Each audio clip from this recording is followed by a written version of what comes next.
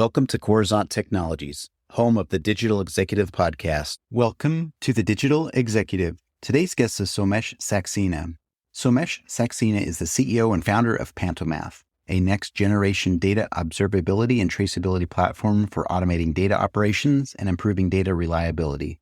Prior to founding Pantomath, Somesh served as the head of data and analytics at GE Aerospace, where he led a 100-person organization supporting 18,000 data customers. He witnessed his teams, stakeholders, and organizations struggle with data reliability issues and set out to build a first-of-its-kind data observability solution to help organizations drive a data-driven culture. Pantomath is trusted by Paycor, WEX, G&J, Pepsi, EW Scripps, and several large Fortune 500 customers to enable AI and data analytics initiatives. Well, good afternoon, Somesh. Welcome to the show. Thanks for having me. Absolutely. Love doing this. I appreciate you making the time, hailing out of the great city of Cincinnati this evening as we traverse the North American continent, just an hour apart. But again, I appreciate you making the time. This is so exciting. So, Somesh, I'm going to jump right into your first question. We want to hear your story. Your career began in the culinary world, including time at Gordon Ramsay's New York restaurant. How did this experience influence your transition into data science and eventually lead to founding Pantomath? Yeah, Brian, that's a great question. I moved here from India when I was 17 years old, grew up and born and raised in Mumbai, India, and moved here to become a chef. Went to Le Cordon Bleu, it's a French culinary school, and worked quite a few fine dining restaurants, including Gordon Ramsay's Michelin star restaurant, as you mentioned. That experience working in fine dining restaurants and really fast-paced, high-pressure environments positioned me extremely well for the next phase of my life, which is what I'm in right now, right? I transitioned from being a chef into IT and the data space. I went back to school, went through University of Cincinnati and got a bachelor's in information systems that led me to my role at General Electric, where I eventually came up through their IT leadership program and led their data organization. My last role with the company was where I was the head of data and analytics, leading a 100-plus person team supporting 18,000 data consumers for the company, which eventually led me to Pantomath, where I'm the CEO and founder of this amazing tech startup that's doing really, really well.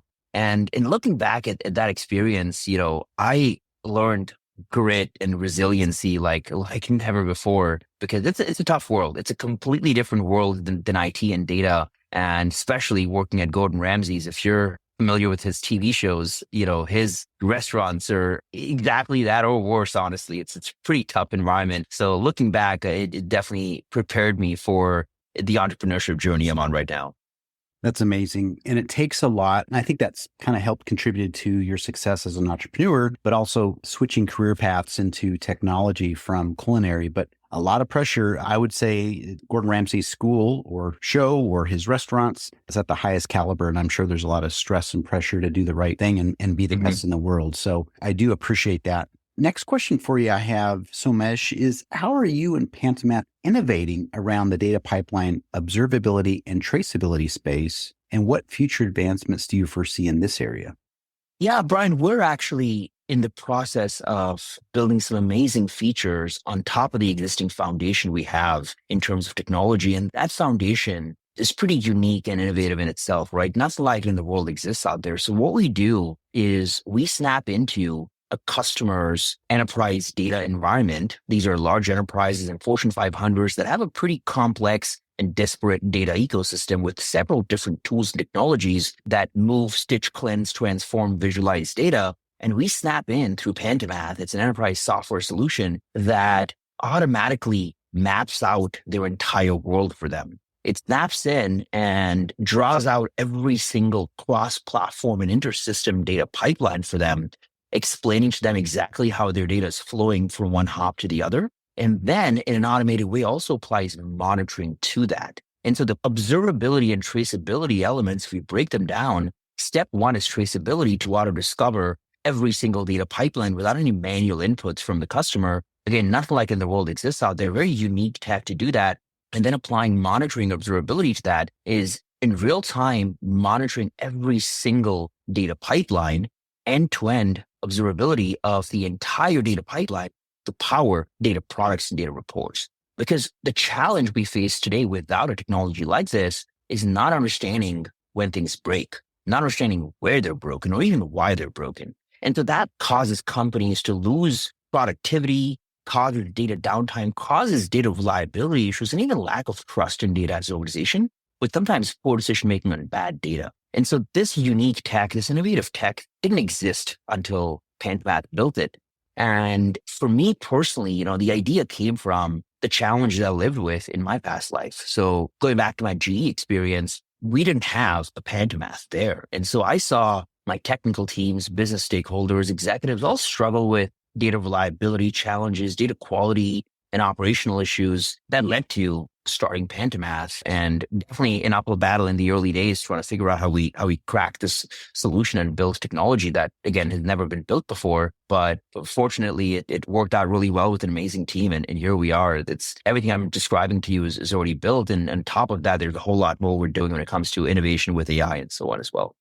Thank you. I appreciate that. You're right. And we talk about this a lot on the podcast, how there is usually a problem or some sort of experiences happens negatively to the customer or to the entrepreneur, and they find a solution to fix this problem that is plaguing hundreds of thousands of people. And I appreciate your thoughts and insights around what you've done to bring some clarity to this data pipeline observability. Obviously, having insights into all that data and those connecting points are so important. So I appreciate you sharing that.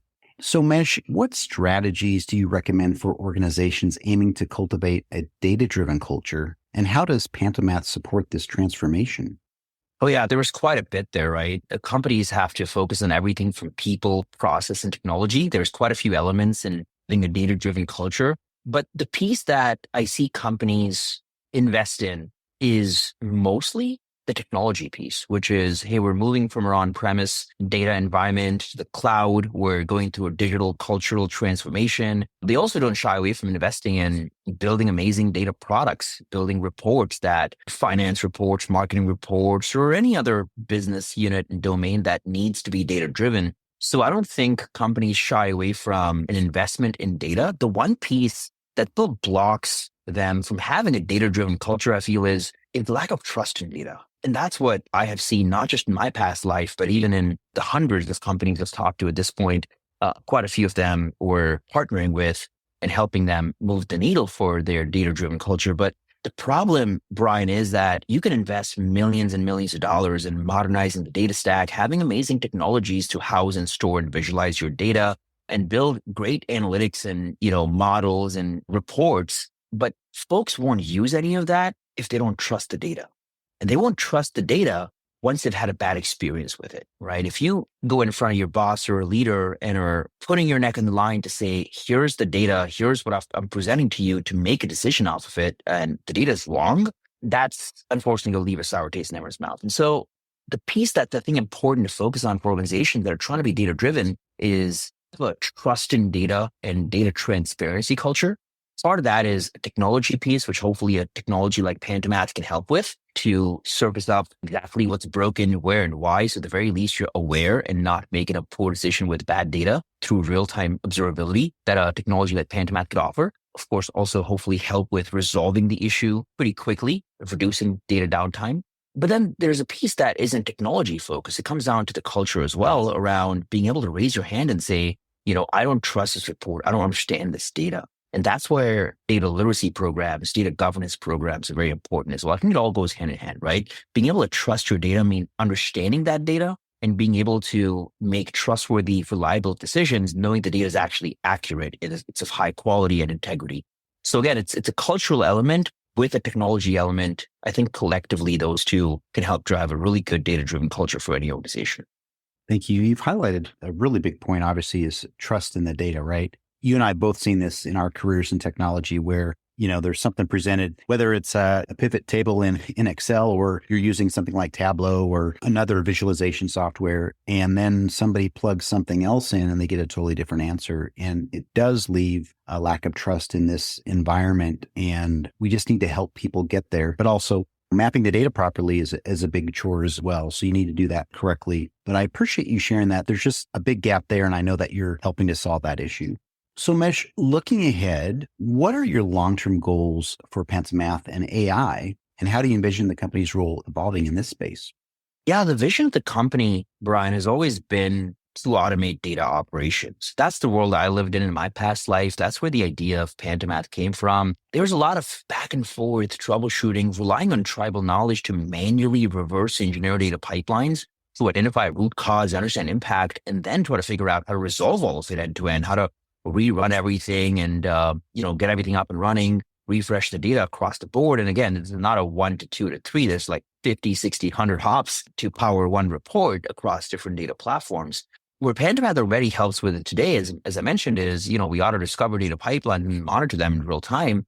But there's still a human in the loop element, right? Pantomath's a SaaS application, and it's an application that the users need to use. And that human in the loop component today is a significant improvement on top of the world people are living in today, which is very manual and cumbersome and reactive, where your customers are telling you there's a problem. But again, it's still a manual product to use like any other application.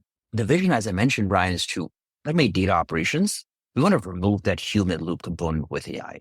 We want to fully automate data operations by automating the root cause analysis process with Gen AI models. We also want to give a guided path to resolution with recommendations of how to resolve these issues and ideally self-heal data pipelines. We're talking about a closed loop remediation process where we identify an issue and detect the problems in real time, automatically troubleshoot them ourselves, and resolve those problems without any manual intervention. It's a pretty ambitious goal, and there's a crawl, walk, run approach in how we're building all of this. But that is the end state. That is the goal we're striving towards, is to fully automate the entire data operations and support process for enterprises and large organizations that today spend a lot of human capital in manually doing these things. Even with the Pantomath, that is a significant improvement. But without the Gen AI features I'm talking about, there's still, again, that missing piece. And that's what we're striving towards innovating with this next phase we're in. I really love that. And it's never too late, obviously, to get into the AI game, but Gen AI is going to be a huge piece of this when it comes to RCA, or root cause analysis, and doing some automated processes to check performance and produce reporting and that sort of thing, and pulling that human capital out to do higher level tasks. So I really do appreciate that. It's going to be amazing to have you back on the show to talk about that next phase of Pantomath. Somesh, it was such a pleasure having you on today, and I look forward to speaking with you real soon. Thanks for having me, Brian. Bye for now.